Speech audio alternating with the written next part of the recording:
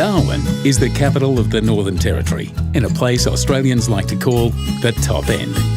Situated at the edge of the Timor Sea, the city is closer to Bali than Australia's other major capitals.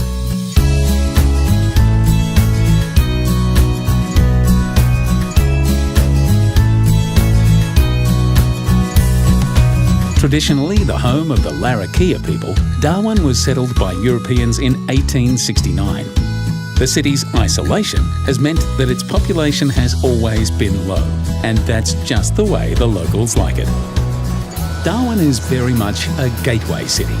It's the gateway to wild outback adventures. It's the gateway to the Aboriginal Dreamtime. And it's the gateway to a relaxed state of mind that you can only appreciate once you're here. On Thursdays and Sundays, half the city gathers at the Mindil Beach markets. Here, the aromas of cuisines from all over the world mix together under the tropical sky, creating the perfect essence of today's multicultural Darwin. At sunset, head down to the beach for the best show in town as the sun dips into the Arafura Sea. Then catch a double feature under the stars at another local institution, the Deck Chair Cinema. But life here hasn't always been this easygoing. During the Second World War, Japanese warplanes dropped more bombs on Darwin than on Pearl Harbor. You can learn more about those dark days and about the city's ongoing military significance at the Defence of Darwin Experience and the Australian Aviation Heritage Centre. At the Darwin Museum and Art Gallery, learn how Darwin was tragically flattened again in 1974, this time by Mother Nature. The museum and art gallery is also the perfect introduction into local cultures and the territory's unique natural environment. While you're here, say hello to Sweetheart, a rogue croc that developed a taste for small aluminium boats before he was finally caught. Sweetheart's much quieter these days, but you can still experience the awesome power of Australia's salt and freshwater crocs at Crocodilus Park. Just a 15-minute drive from Darwin, the park is home to over 1,000 crocs, from hatchlings to adults weighing over half a ton. But to get close, real close, make tracks to Crocosaurus Cove, right in the heart of the city. Have a go at feeding the crocs, or better still, climb into the cage of death and be lowered into a tank with some of the largest captive salties on the planet.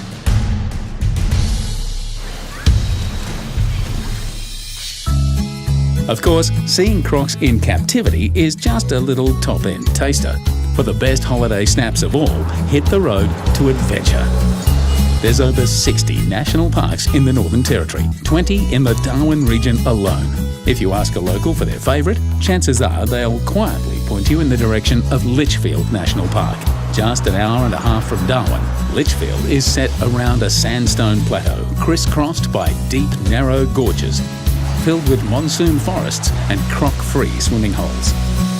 On your way into the park, stop to check out the magnetic and cathedral termite mounds. And when it's time to cool off, immerse yourself in the pure, refreshing waters of Bewley Rockhole, a series of pools which cascade down the hillside to spectacular Florence Falls.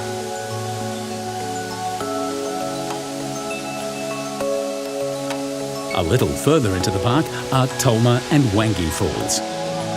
Step into the primordial waters and let your worries float away.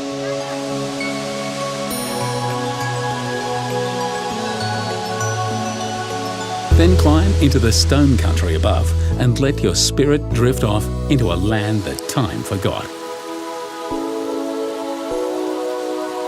But if you want to step further back in time, into a place Australia's Aboriginal people know as the Dreamtime, head to Kakadu. Half the size of Switzerland and home to 1/3 of Australia's bird species and some of the world's oldest art galleries, Kakadu is more than a national park.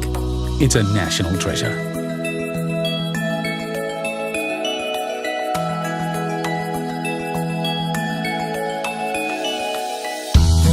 Whether you've explored the outback for a few days or a few months, there comes a time when everyone begins to long for the creature comforts of the city. And this is where Darwin comes into its own. It's the perfect gateway back into the world. And not just any world, but the way the world should be.